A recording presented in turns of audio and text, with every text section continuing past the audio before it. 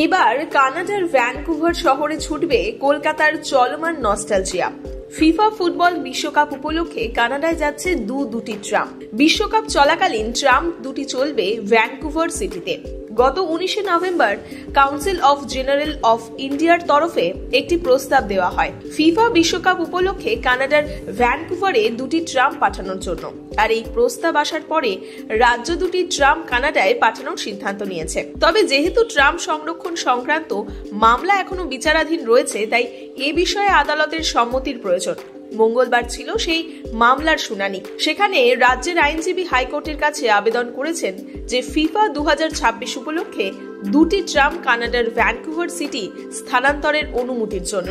Vancouver city কর্তৃপক্ষ সরকারের মাধ্যমে পরিবহন দফতরে ফিফা বিশ্বকাপের জন্য দুটি ট্রাম চেয়েছে।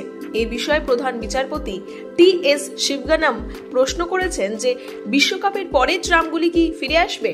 আইনজীবী জানিয়েছেন, ভ্যানকুভার সিটি কর্তৃপক্ষ জানিয়েছে 1.7 কিলোমিটার বিশেষ রুটে দুটি ট্রাম চালাবে চলমান ঐতিহ্য প্রদর্শনের জন্য।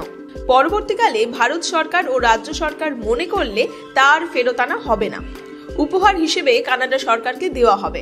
প্রধান বিচারপতি তখন বলেন, আমাদের সাংস্কৃতিক ঐতিহ্য বিদেশে যাচ্ছে, এতে আমাদের অত্যন্ত খুশি হওয়া উচিত। কিন্তু হাইকোর্টের নির্দেশ থাকায় রাজ্য কোনো পদক্ষেপ এখন করতে পারছে না, তাই এই নিয়ে আবেদন করার অনুমতি চায় রাজ্য। বিচারপতি রাজ্যে আইনজীবীকে পৃথক আবেদন দাখিল করার নির্দেশ দিয়েছেন। এদিকে ট্রাম সংরক্ষণ সংক্রান্ত মামলায় এদিনও ট্রামকে বাঁচিয়ে রাখতে সব রকমের ব্যবস্থা নেওয়ার নির্দেশ দিয়েছে হাইকোর্টের প্রধান বিচারপতি টি.এস. শিবগানম ও বিচারপতি হিরণময় ভট্টাচার্যের ডিভিশন বেঞ্চ। আদালত এও জানিয়েছে, ট্রাম লাইন বুঝিয়ে ফেলার কাজ অবিলম্বে বন্ধ করতে হবে। যেখানে যেখানে বুঝিয়ে ফেলা হয়েছে তা পুনরুদ্ধার করতে হবে। হাইকোর্টের এই নির্দেশ পালন হচ্ছে কিনা এ বিষয়ে নিশ্চিত হতে রাজ্যকে ছবি সহ রিপোর্ট জমা দেওয়ার নির্দেশ দিয়েছে ডিভিশন বেঞ্চ। আদালতের পর্যবেক্ষণ, ট্রাম রাজ্যের ঐতিহ্য, তা তুলে দেওয়া খুব সহজ কাজ, কিন্তু রাজ্যকে ট্রাম বাঁচাতে উদ্যোগ নিতে হবে।